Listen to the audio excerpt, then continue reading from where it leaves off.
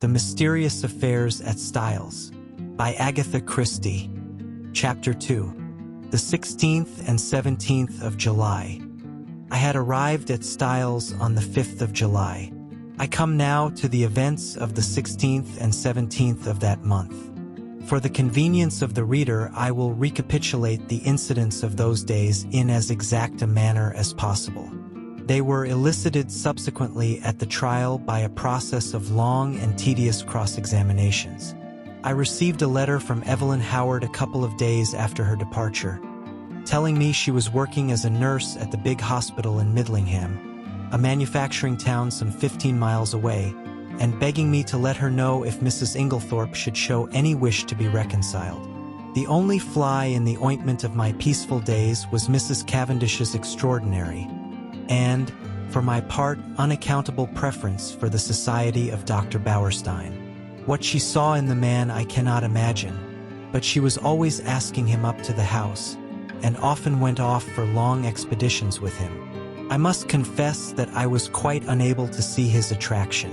The 16th of July fell on a Monday. It was a day of turmoil.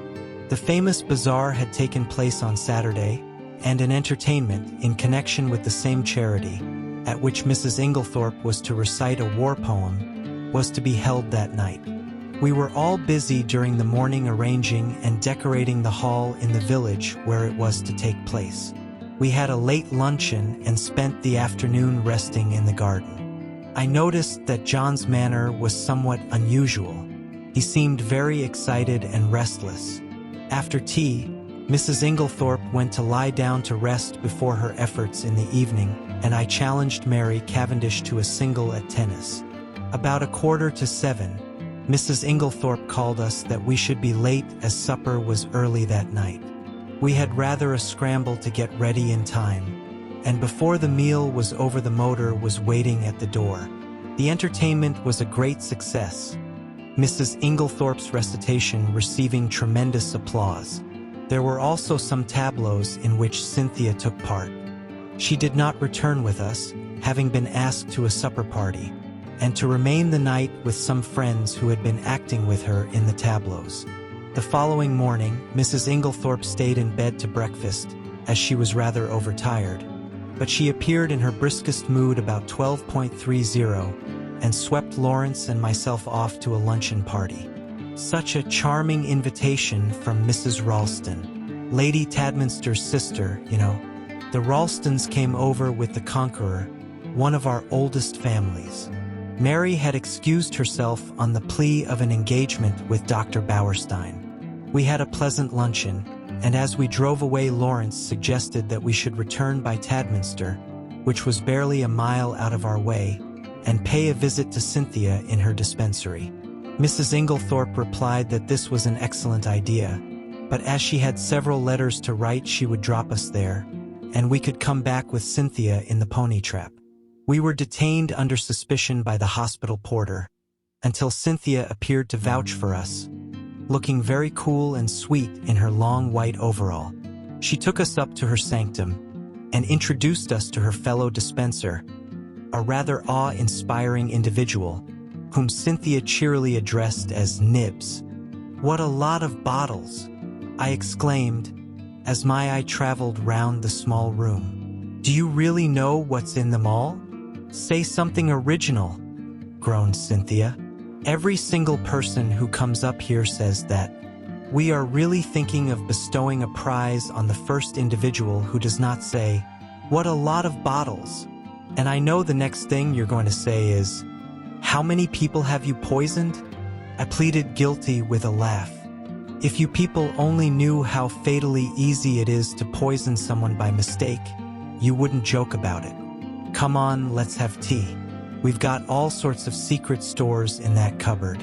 "No, Lawrence, that's the poison cupboard. The big cupboard, that's right." We had a very cheery tea, and assisted Cynthia to wash up afterwards. We had just put away the last teaspoon when a knock came at the door. The countenances of Cynthia and Nibs were suddenly petrified into a stern and forbidding expression. "Come in," said Cynthia, in a sharp, professional tone. A young and rather scared-looking nurse appeared with a bottle which she proffered to Nibs, who waved her towards Cynthia with the somewhat enigmatical remark, "I'm not really here today." Cynthia took the bottle and examined it with the severity of a judge.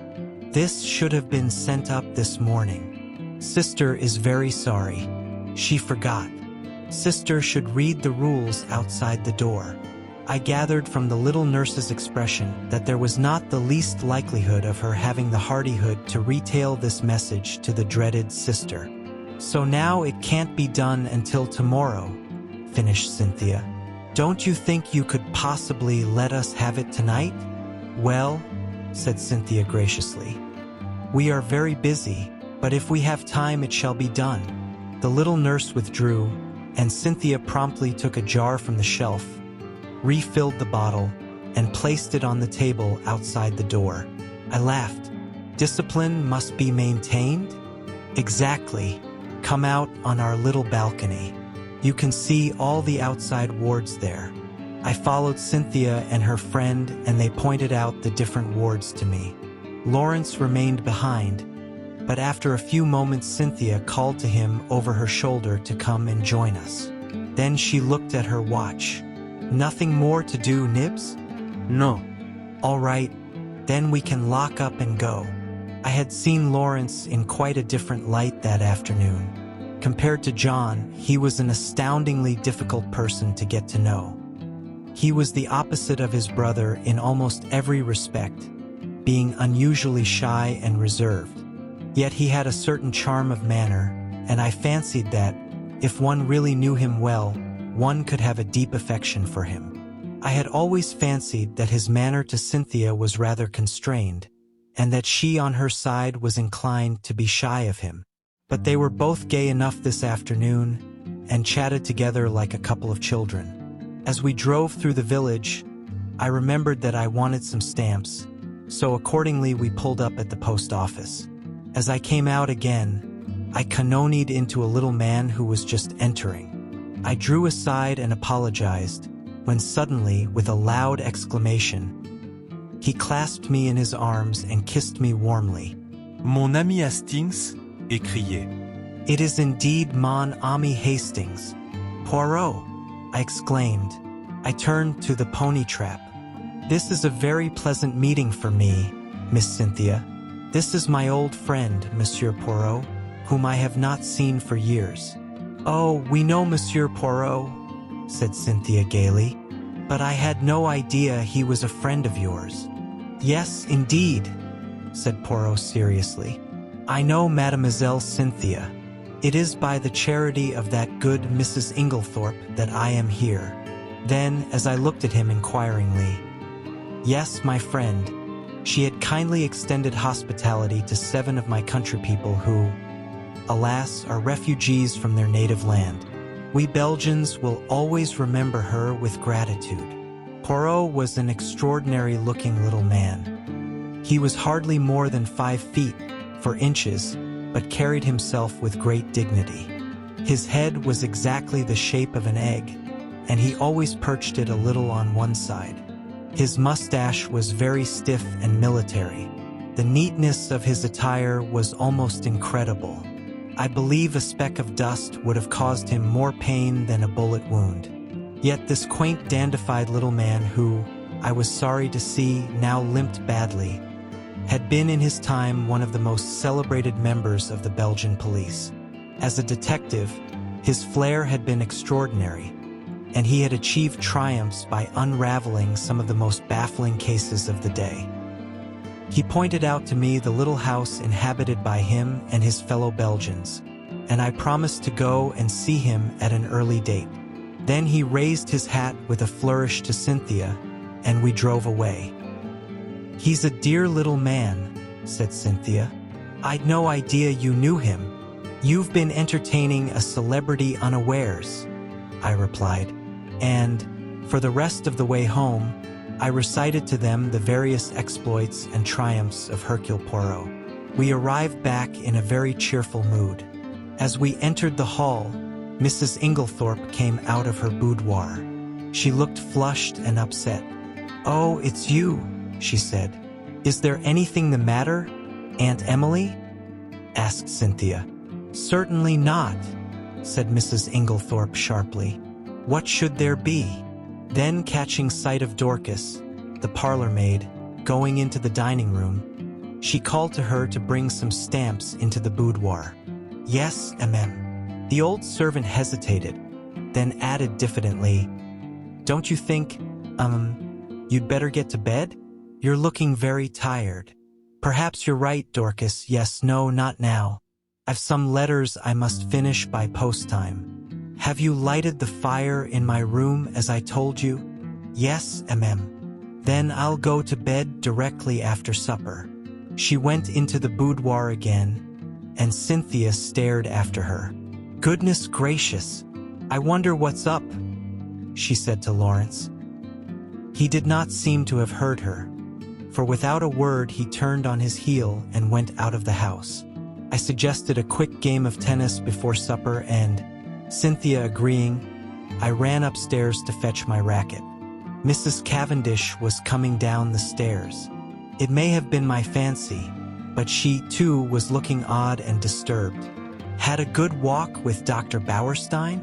I asked, trying to appear as indifferent as I could. "I didn't go," she replied abruptly. "Where is Mrs. Inglethorpe?" "In the boudoir." Her hand clenched itself on the banisters. Then she seemed to nerve herself for some encounter, and went rapidly past me down the stairs across the hall to the boudoir, the door of which she shut behind her.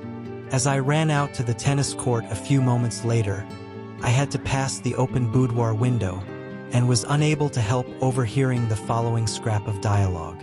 Mary Cavendish was saying in the voice of a woman desperately controlling herself, "Then you won't show it to me?" To which Mrs. Inglethorpe replied, "My dear Mary, it has nothing to do with that matter." "Then show it to me. I tell you it is not what you imagine. It does not concern you in the least." To which Mary Cavendish replied, with a rising bitterness, "Of course, I might have known you would shield him." Cynthia was waiting for me, and greeted me eagerly with, "I say, there's been the most awful row. I've got it all out of Dorcas." "What kind of a row?" "Between Aunt Emily and him. I do hope she's found him out at last." "Was Dorcas there then?" "Of course not. She happened to be near the door. It was a real old bust-up. I do wish I knew what it was all about." I thought of Mrs. Rakes's gypsy face and Evelyn Howard's warnings, but wisely decided to hold my peace, while Cynthia exhausted every possible hypothesis and cheerfully hoped, "Aunt Emily will send him away and will never speak to him again." I was anxious to get hold of John, but he was nowhere to be seen. Evidently something very momentous had occurred that afternoon. I tried to forget the few words I had overheard, but, do what I would, I could not dismiss them altogether from my mind. What was Mary Cavendish's concern in the matter? Mr. Inglethorpe was in the drawing-room when I came down to supper. His face was impassive as ever, and the strange unreality of the man struck me afresh. Mrs. Inglethorpe came down last. She still looked agitated, and during the meal there was a somewhat constrained silence. Inglethorpe was unusually quiet. As a rule, he surrounded his wife with little attentions, placing a cushion at her back, and altogether playing the part of the devoted husband. Immediately after supper, Mrs. Inglethorpe retired to her boudoir again. "Send my coffee in here, Mary," she called. "I've just 5 minutes to catch the post." Cynthia and I went and sat by the open window in the drawing-room. Mary Cavendish brought our coffee to us. She seemed excited. "Do you young people want lights, or do you enjoy the twilight?" she asked. "Will you take Mrs. Inglethorpe her coffee, Cynthia? I will pour it out." "Do not trouble, Mary," said Inglethorpe. "I will take it to Emily." He poured it out and went out of the room carrying it carefully. Lawrence followed him, and Mrs. Cavendish sat down by us. We three sat for some time in silence. It was a glorious night, hot and still. Mrs. Cavendish fanned herself gently with a palm leaf. "It's almost too hot," she murmured. "We shall have a thunderstorm. Alas, that these harmonious moments can never endure." My paradise was rudely shattered by the sound of a well-known and heartily disliked voice in the hall. "Dr. Bauerstein!" exclaimed Cynthia. "What a funny time to come." I glanced jealously at Mary Cavendish, but she seemed quite undisturbed. The delicate pallor of her cheeks did not vary. In a few moments, Alfred Inglethorpe had ushered the doctor in, the latter laughing and protesting that he was in no fit state for a drawing room. In truth, he presented a sorry spectacle, being literally plastered with mud. "What have you been doing, doctor?" cried Mrs. Cavendish. "I must make my apologies," said the doctor. "I did not really mean to come in, but Mr. Inglethorpe insisted." "Well, Bauerstein, you are in a plight," said John, strolling in from the hall.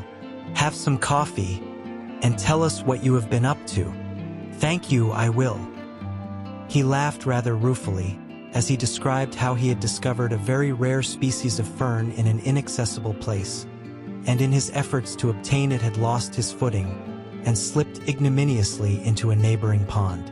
"The sun soon dried me off," he added, "but I'm afraid my appearance is very disreputable." At this juncture, Mrs. Inglethorpe called to Cynthia from the hall, and the girl ran out. "Just carry up my dispatch case, will you, dear? I'm going to bed." The door into the hall was a wide one. I had risen when Cynthia did. John was close by me. There were therefore 3 witnesses who could swear that Mrs. Inglethorpe was carrying her coffee, as yet untasted, in her hand. My evening was utterly and entirely spoilt by the presence of Dr. Bauerstein. It seemed to me the man would never go. He rose at last, however, and I breathed a sigh of relief. "I'll walk down to the village with you," said Mr. Inglethorpe. "I must see our agent over those estate accounts." He turned to John. "No one needs sit up. I will take the latchkey." Like, share, comment, subscribe for more. Thank you.